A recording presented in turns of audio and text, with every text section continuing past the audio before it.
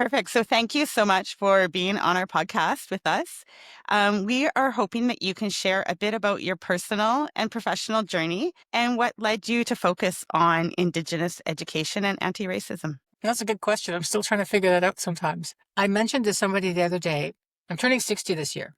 That's a big one for me. And I mentioned to somebody the other day that it's only been in the last couple of years where I think I might know what I want to do when I grow up. And it reflects, I think, I hope, that my whole career has just been this journey that was never intentionally planned out. I originally wanted to go into law years and years ago. I ended up going into education. I thought I would leave early, and it's been, goodness, going on between 25 and 30 years later, and I'm still here. The journey has been about saying yes to opportunities that come up that inspire my own learning.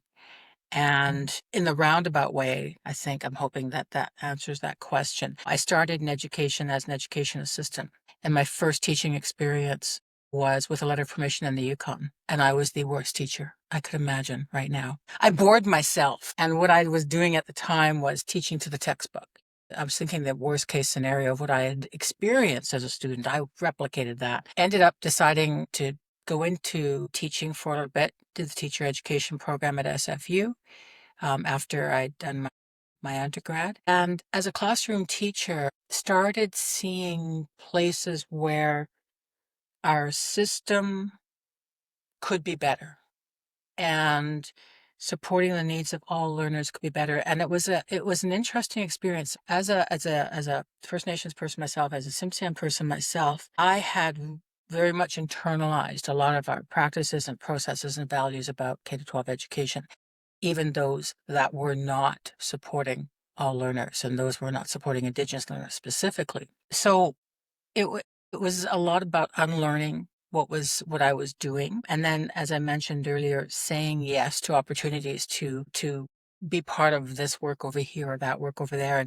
And some of it was started with development of the English First Peoples 12 course almost 15 years ago now. In those opportunities and in really trying to challenge myself in terms of professional learning, I encountered folks who shared ideas that to me went, well, of course. Why hadn't I thought of that before? Those somebody expressed this to me once. He said it was like I had the knowledge, but it was in here and I didn't have the words to say it. And when I started thinking specifically more about Indigenous education and how the K-12 system could learn so much from Indigenous knowledges and Indigenous peoples and cultures, it opened up this space in my thinking about, well, let's kind of dig deeper into that. What does that mean for what we do? And then in 2020, the most recent, big wave of anti-racism work that kind of hit this continent, I was thinking about, well, where are the intersections specifically between that in general and the Indigenous education work that I and many other folks have been doing. And it was, I think that delve into that sparked more curiosity. I kept asking myself those questions about, what does this mean? Recognizing that over the last few decades, whenever we've embedded Indigenous education implicitly in conversations about multiculturalism or in general conversations about anti-racism,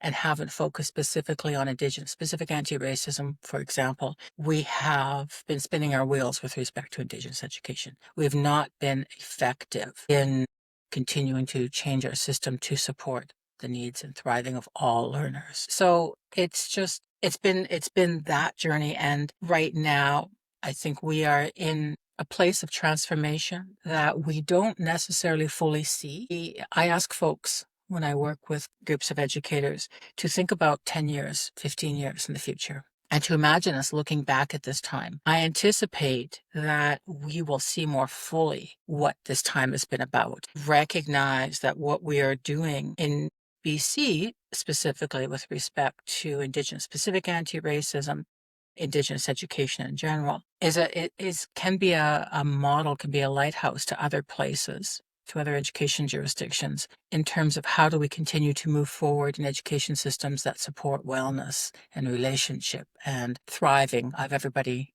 who's part of those systems. And that's what keeps me involved in the work right now.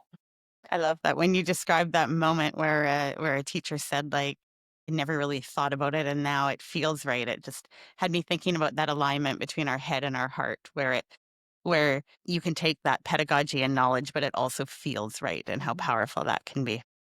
Absolutely. You know those times where where we read something or we hear something and we go, well, yeah, that feels like knowledge I've always had, but I've never been able to express it. I've never had the words to describe it.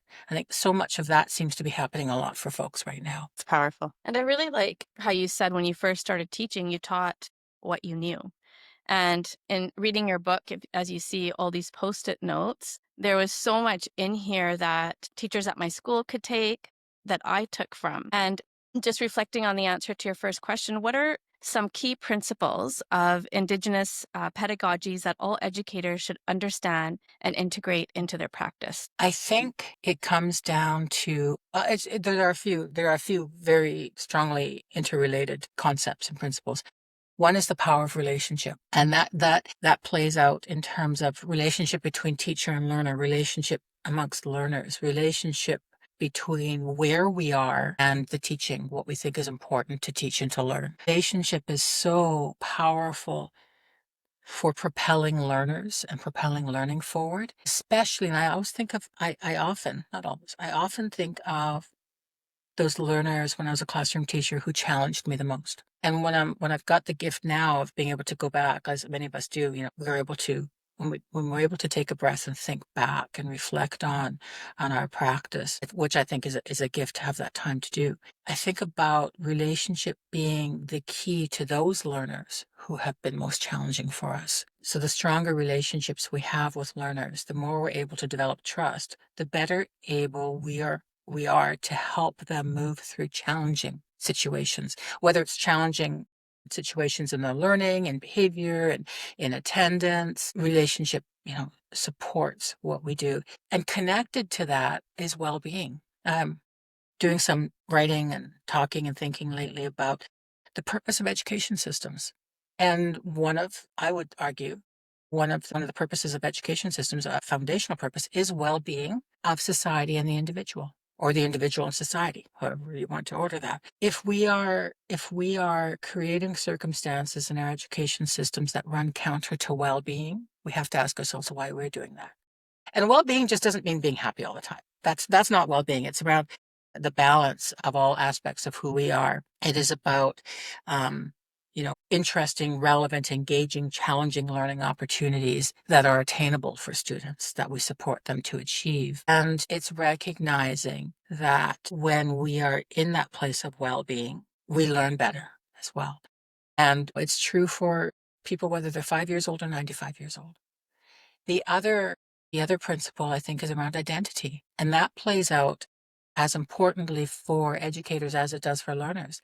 That if we're talking about creating engaging classrooms, we have to know who our learners are, and we have to know what their strengths are. We have to be curious about what they bring with them into our classrooms and schools, and try to ensure that we are creating learning environments that reflect who they are, that engage them, that seem relevant to them. And it's also about who we are as educators. We bring who we are into our learning environments. And I think we can bring the best of who we are when we take the time to do that critical self-reflection of the values that we have in terms of what education should look like and sound like, in terms of what learning can look like and sound like, and ensure that we're doing the work of the examination of perhaps our implicit biases, because we all have them and we will act on them. It's better to do the work of uncovering those to ensure that our actions then are the decisions that we make are not impeding learning, are not unintentionally harming students. I like that. The work of uncovering our implicit biases, Mm. because that is where so much of the work really does need to be done for us to move forward. Yeah, who we are plays out so strongly in learning. We're not automatons. We don't want to be. And biases that have been taught to us in the school system from the beginning. So there's an unlearning and new learning in discovering that and sharing that with our learners.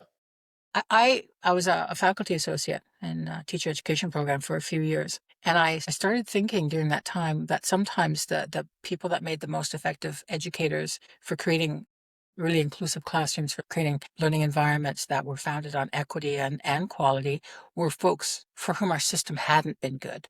because they could see where students fell through the cracks, where students weren't supported.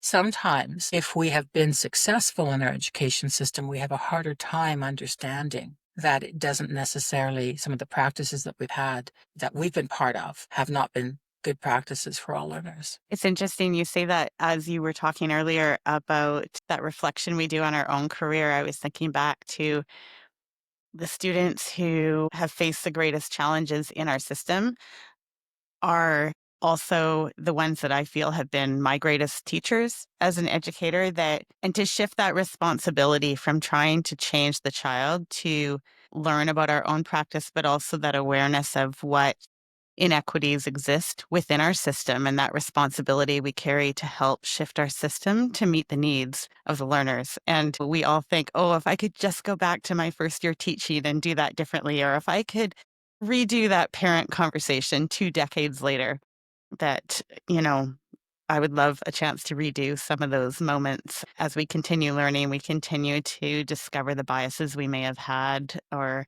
that we still carry with us, and wish we could go back in time sometimes. I want to go back and reteach every year. I want to go back and reteach every classroom.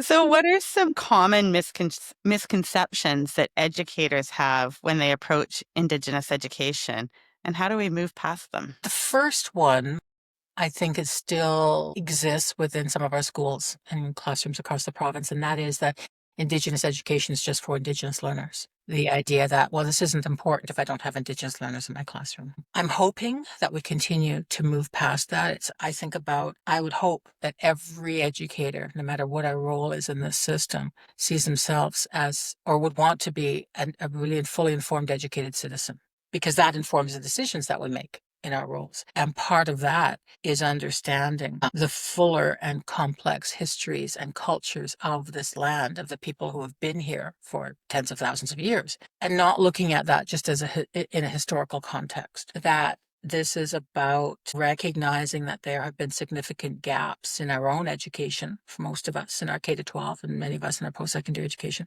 so that we don't necessarily have that as full a picture and understanding, I think, as we would hope to be those fully educated citizens. And I'll share a little story that also, I think, helps illustrate that. A number of years ago, I was fortunate to be part of a group of educators who were called together to talk about, upcoming curriculum revision in BC.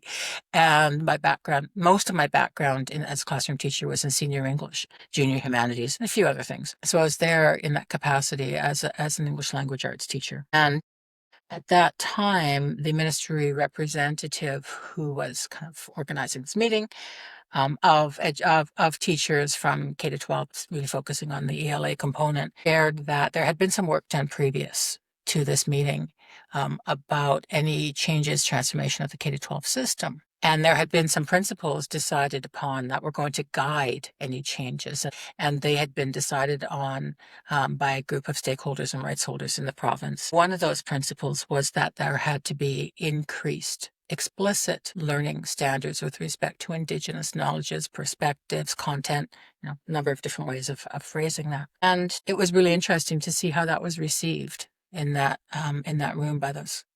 There are some people who, you could read body language and the heads nodding. Well, yeah, okay, that makes sense. And there are other folks who had that quizzical expression and kind of sat back and go, like that was new to them, that idea. And there was one teacher there who asked a question, and I'm really glad he asked that question, because it wasn't a question with an agenda behind it. We all know those questions, statements and forms of pretending masquerading as a question. He was really seeking to understand. Before he asked his question, he shared a little bit. He said, I understand cultural relevancy. I understand cultural responsiveness.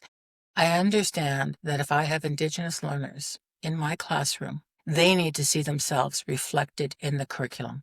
They should see themselves reflected in the resources that we use. Ideally, they should see themselves reflected in the faces of the adults in the school, in other words, more Indigenous educators. He said, but I don't. I don't have any Indigenous learners in my classroom. He said, I think there might be 2 in the entire school. So then he asked his question, why would we as an education system in BC be privileging Indigenous content perspectives being named explicitly and not the cultural heritages of all the other learners? And that's a question that has been asked in various ways since that time. It's been asked with a little bit of a different spin on it with respect to the Change Graduation Program and the Indigenous Focus course that needs to be part of anyone who wants to graduate with a dogwood in BC. The ministry rep didn't have the words to respond. So I've known her for some years. So she turned to me and said, "Joe, you want to take this question?" And I thought about that for a little bit. So in turn, this teacher who had been teaching for quite some time, at that time he was fairly close to retirement, I turned to him and I asked him a few questions. I said, "Okay, tell me a little bit about the learners that you do have. If they're not Indigenous, tell me, where they or their families, whether, they arrived 2 weeks ago because they had a couple of new Canadians, or whether their families or ancestors arrived 150 plus years ago to this place. Where do they come from?" And he shared a bit about that. So I then asked him, I said, "Well, are the languages of those places still being spoken there? Are the knowledge systems of those places still being taught and learned there?" And because this was an English language arts context, I said, "Are the literatures, whether they're print or written literatures or oral literature, are they still growing and thriving and connected to those lands? Are they still happening and developing?" And he thought about those questions and he responded, "Well, yes," to all three of them. So I said, "Well, this is the only place on this planet where the First Nations languages that exist here are spoken. When, for example, Smalyak, language of my mother's people, or Nishka, language of neighbors of ours, cease to be spoken here, they do not exist anywhere else in the world. There's not another country that's speaking Nishka or Smalyak. When the literatures of the Indigenous peoples of this land, are not shared and grow here, they are not shared and being developed other places. When the knowledge systems of these lands are not taught and learned here, they are not taught and learned in other places. Yes, there are similarities, like we can find similarities from culture to culture to culture around this world, but there is something unique, something very much connected to the land here." And he came to me later at break and he said, it was just that shift, a slight shift in his perspective that he said, "I understand, I get it." And his then response was, "Well, why don't we start with teaching about that? And then we weave in and layer on all these other knowledge systems in the Western Euro knowledge system and others into our education system." I said, "Yeah, that would be a really interesting process. We start with valuing, and it's hard to value something that we're not aware of, or something that we've oversimplified or trivialized." That is such important example that you've shared because that question is asked very often in schools. And those questions that you ask that educator are very powerful questions that really do shift that thinking in a non-judgmental way and just understanding why they're thinking that way, but bringing them to that answer. That story that I shared was one where it was a former principal of the school that I taught at, that I was doing a speaking engagement. And he came up to me after and he said that he was the first person who said, "That's what I've known in here, but I didn't have the words to express." So he asked permission, can I share that with folks? I said, "Yes, please share that around everywhere." Because sometimes it just takes that little shift in perspective. And that connects back to that multicultural concern that I have, that over the years, when I've seen Indigenous cultures embedded within that milieu of the multicultural perspective, we don't make any progress with respect to Indigenous education again and again and again, because there is something different. I mean, this isn't even getting into the conversations, the political and legal conversations, of this country with respect to our Section 36, with respect to the United Nations Declaration of the Rights of Indigenous Peoples, et cetera, et cetera. I look at this as an opportunity for us to lean into something that has the potential to benefit our society at large. I do want to say, when I was thinking about that teacher saying, "Well, why don't we start with those knowledges?" It's also in full recognition that it's the unappropriated knowledges. Just last week, I had the opportunity to be with some of our principals and vice principals, and we went to Nishka and we were learning with their elders and with their school district. And I was thinking about the Niska people as you started with the first answer, because when we asked you about your own story and you said you don't really know what you want to do when you grow up quite yet, but you're finding your way. When we were closing, that we had a bit of a closing ceremony in their rec center in Nishka, and Charity, who is the principal of their school, who I'm sure you know, people were complimenting her about her leadership, and she said, "It's not about me, it's just my time." And I have been replaying that phrase all week. And as you talked about how opportunities have come up and you're figuring out what you want to do, I was thinking of Charity's voice of, "It's not about me, it's just my time." And this is how this all fits together. And so it was so fascinating to hear you mention your family connection to Nishka as I was thinking about their community as you were speaking. Can you share some examples of culturally responsive teaching strategies that have been particularly effective in your experience, where you've walked into a classroom or you've observed something that has been really effective for learners? Would say it has been less about a specific strategy because if we think about it being a specific strategy, then what happens sometimes is we decide, well, I'm going to apply this strategy and that's this strategy over here, regardless of the context and regardless of who the learners are. Where I've seen those powerful classrooms have been places where teachers have, it's evident that teachers have really gotten to know who their learners are. And they have created opportunities for those learners to show their strengths as well, alongside the challenges that they are presenting in terms of helping them move forward in their learning. It's probably less of a strategy and more of an approach or a perspective or a value of how am I going to ensure that how I design learning experiences, how I design lessons and the environment around those students, whether it's the four walls of a classroom or other environments, that they reflect an awareness of the diversity of learners. And really importantly, that reflects an awareness that we value those learners and the diversity of learners, because that's something that I think we could spend more time focusing on is how do learners know that they're valued? It's different. It's a very different situation when a learner knows that they're valued than it is when we say, yes, I care about my students, and they don't feel it.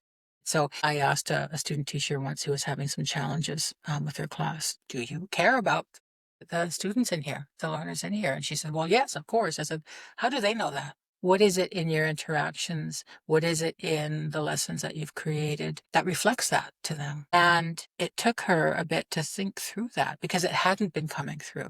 This had been about let's design a lesson and implement it regardless of the learners in here, regardless of who they were. But when we take time, when we make the time to know who people are and then create a learning experience that reflects that somehow embeds that knowledge into it, the learning happens in a different way. And I think in those situations, we tend to often more be in that place of walking alongside and helping guide the learning, as opposed to that feeling that I remember clearly, unfortunately, of feeling like I'm pulling and struggling, right, to pull learners along. And that relates back to, well-being. So I talk about well-being in terms of learners and educators, that when we take the time to develop relationship and know who learners are and then act on that, it supports, yes, the learner's well-being. It also supports our well-being in those environments. I think about when I went to high school up north, and I think about our PE classes, and every year from grade 8 to grade 12, we had to do line dancing. And culturally, I just remember like, really, people, I am never going to do line dancing ever. Can we do something else? But it was horrendous. And just the understanding of that. And sometimes you'd have students who were immigrants, but like there was no reflection when we grew up of who we were and how we were seen, right? It was all about how do we assimilate into what is happening here. So it's so important that educators here, and I felt like my teachers liked me and that they cared about me, but did they really know me, and was the learning tailored in a way that I could connect and really learn deeply? And it wasn't. And I think that's the same. Would you agree with Indigenous education, right? Like seeing learners for who they are, but embedding it throughout. Knowing who learners are, valuing the diversity of learners. And I had a conversation recently where this phrase just kind of hit me that I think would resonate with so many people is the goal of our education system should not be to make everybody the same. Yes. But somehow we seem to engage in practices that implicitly communicate that. And we talk a lot about strength-based education. Well, strength-based approaches recognize that there is strength in diversity. And as society, as much as there isn't, biodiversity is important for the health of this planet. cultural diversity is also important, and the uniqueness of human beings who even identify within the same cultural milieu. I think where we could spend more time is asking ourselves, what is it that I think is important to do in this classroom and why? And how does that resonate with learners? And can I create design opportunities that allow learners to have choice? The more we can provide choice, the more opportunity learners will engage with something that they find relevant. And an education killer, a learning killer, is perceived irrelevance. That's for everybody and anybody. And as soon as I cannot see that as soon as I determine I can't connect with something that's not relevant to me, the best that I'll do is warm the seat in the classroom. The worst that I'll do is not show up or engage in behaviors that are disruptive. But I can imagine, in the situation that you shared, there wasn't even a question about, well, why are we doing this? Why this specific type of activity in that PE class? We've often, just kind of moved forward and going back to the textbook. Well, it's in the textbook. I'm not talking PE class, but another class. It's in the textbook, so we have to teach it, as opposed to looking at a textbook as a resource, as not what dictates what we do and how we should do it. Now, I wonder, in your book, you talked about the concept of racism of low expectations. And as I'm listening to you speak about knowing your learners and knowing their strengths, I wonder if you can speak to us about what that means, where unfortunately, sometimes we see that racism of low expectations with people perhaps trying to do their best, but lowering what they would like to see from their Indigenous learners instead of tapping into that brilliance and strength and knowledge. Can you speak to that? There has been some research south of the border. I don't know that there's been any in Canada yet, but that has demonstrated that teachers who believe that they don't have different expectations of learners organized by culture or race still tend to do that. We will often form different expectations of people who are different than we are. So I keep that in mind, because it is not an intentional thing for a lot of folks. And at the same time, there are folks who, I find this especially educators who have been more recently learning about the history of this country, folks who have created stereotypes about the experience of Indigenous learners, and who think that they're coming from a good place and will have expectations of, well, if the learner just shows up, that's the most we can ask for. It's a scary phenomenon. I understand it, but I think we need to have some really, sometimes uncomfortable, but really good conversations about what that means in terms of our actions as an educator. So I give the example of the teacher who had a student. This is an elementary classroom, and that student wasn't coming to class. And finally, through a number of interventions, the student's coming to class on a regular basis. And for that teacher, that was the end of the story. Well, at least she's here. Fortunately, there was somebody else who was working with that teacher and said, that's a first step. Yes, they have to be here. We have to create this environment to be such that that student wants to be here. You started doing that. How are you going to have that learning experience so the student wants to continue to be here? And then what's next? Because if we think that the only indicator of success is that they show up, we are probably not helping them succeed in our education system in a way that will support them the rest of their lives. We've been talking in BC about the racism of low expectations for a number of years, especially with respect to Indigenous learners. What we haven't talked about as much is where we see disengagement, what assumptions have we made about the reason for that disengagement? Oftentimes I hear people interpreting disengagement as not having the ability, as opposed to, well, they might be disengaged for a lot of other reasons. One of the common ones is, I don't feel safe here. I don't feel seen here. I don't feel valued here. And that has resulted for many in disengagement. More recently, we've been thinking about, well, how do we address the racism of low expectations? And sometimes in some places, it has been about moving students forward from grade to grade to grade, regardless of what learning is happening.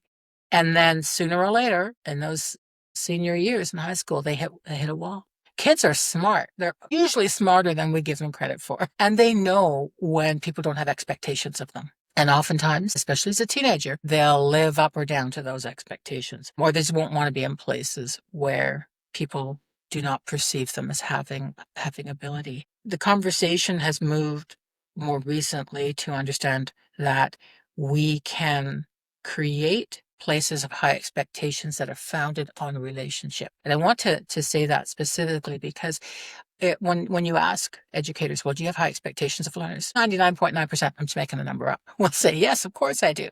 But when you start looking at, well, what does that mean for you? Sometimes it's actually around high expectations rhetoric. It is around having students jump through hoops. It's around a performative agenda that's not necessarily about learning. Sometimes it's about me as a teacher, what are my needs, not about what the learning needs are of the student. It's about practices that we think motivate learners that research shows actually do not, and our experience shows most cases do not, such as, you don't have an assignment on time, I start taking marks off for it. That's not about learning.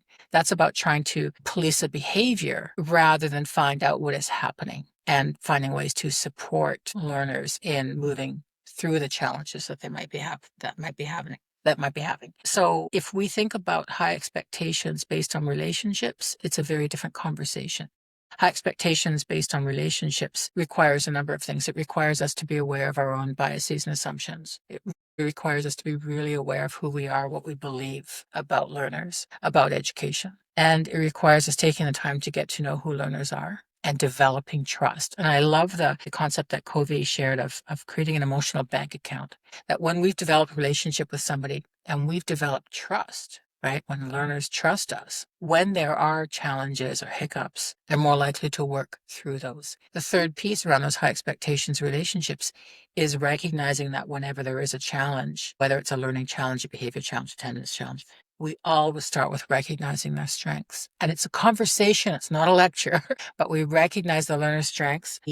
We acknowledge what the challenge is, and we together work out how to move forward. And we can do that at 5 years old, they have the capacity to have a conversation at 5 and at 15 years old. But we can only do that if we are really committed to moving away from those high expectations rhetoric and really embracing what it means to be in that high expectations relationship.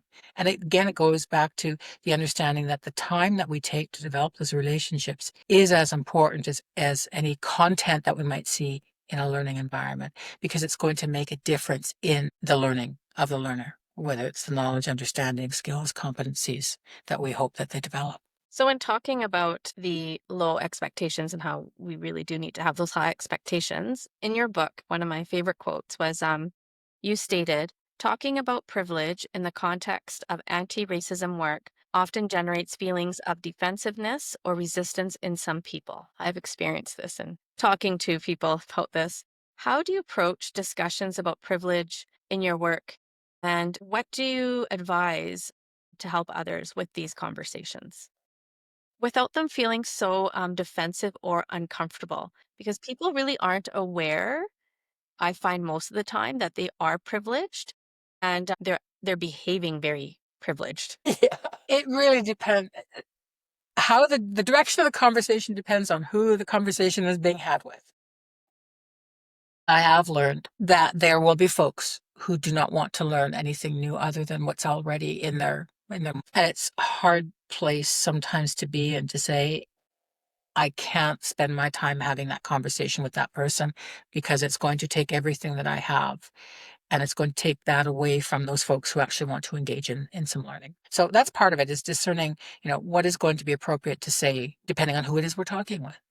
There are other folks who will be more receptive to conversations. First of all, starting with that concept of being uncomfortable, helping folks recognize that we are, first of all of us are in a place of privilege by being connected to this education system, because the decisions that we make, the actions that we take, impact the lives of other human beings in often really profound ways that we're not aware of at the time. So I sometimes start with that and say, we are in a place of privilege. So what does that mean in terms of our responsibility? And then if we're going to have a conversation about other kinds of privilege, for some people, it's helping them understand that if we do not understand that we are in that place of privilege, it is because we've not been negatively impacted by not having it. And it's really hard to know that there's something that somebody else doesn't have, because I've had it. So this has been my life. What has been helpful for some people is starting at the very beginning of the conversations that have been happening for the last few decades.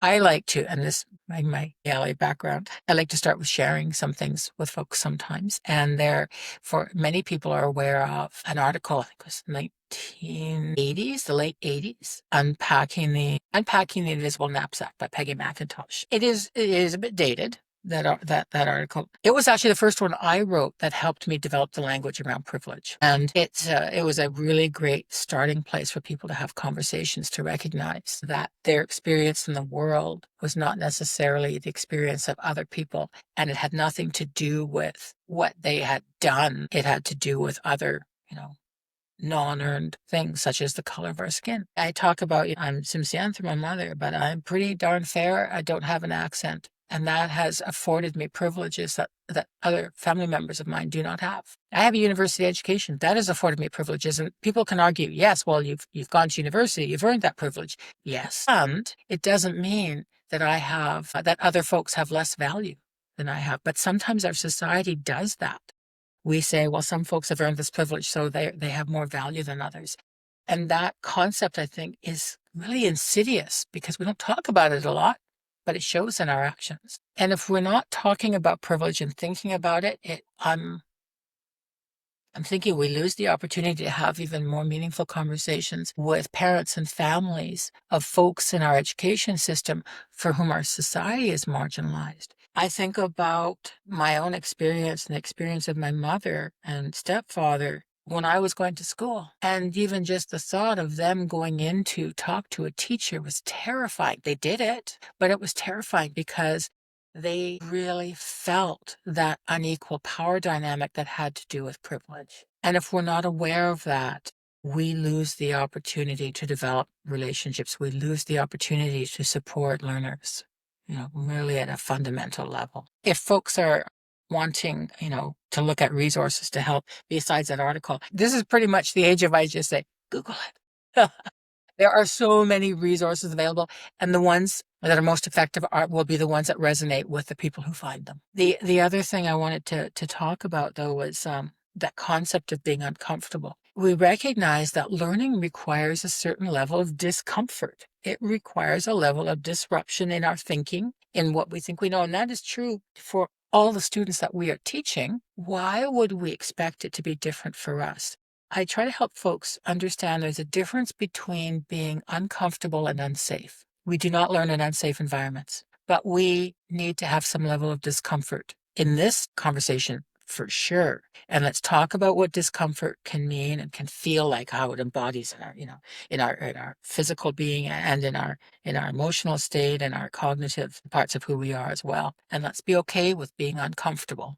That's okay with feeling discomfort, not try and fix it right away, because that's where the most meaningful learning is going to be able to come to us. Now, at the beginning of our conversation, you talked about your belief that 10 or 15 years from now, we might look back on this time and see it as really transformational. When you think about the future of education, in BC or beyond, what are you hopeful about? I'm hopeful because I see us moving toward but it's a meaningful move, moving toward more of an understanding that our education system can celebrate and support a diversity of learners in it. It doesn't mean this is an easy path, and it doesn't mean that we don't want to rebound back to what it was previously. And when I'm talking about previously, I'm talking about an education system that thought it was okay to lose 20% of their learners before they graduate, right? An education system that thought, well, 80% graduation's fine. Or an education system that even thought, well, of those 80%, it doesn't matter if they're just jumping through hoops, if they don't care about education or learning anymore. They're just doing what they need to kind of get out of our system to do what they want next. I think we are having conversations that are stretching us. We're having conversations that are increasingly recognizing that this starts with our values and beliefs. When I was a classroom teacher, when I was based in schools, we did a lot of professional learning that were about this strategy or that resource. We didn't do as much to take a step back and say, what do we believe and how will what we believe impact our actions and what we do? If I'm going to choose that strategy, I need to know why I'm choosing it and how does it support that broader inclusivity, that broader diversity? How does it support anti-racist classrooms and schools? So we're recognizing that the paradigms of what we believe kind of dictate everything else, and taking that time to do that gives me hope. It doesn't mean it's easy. I think it's messy. Earlier, I referred to the changed graduation program. And before that was even implemented, we talked about the fact that this was going to be a messy process for a few years. We were doing something that we didn't have a model to follow.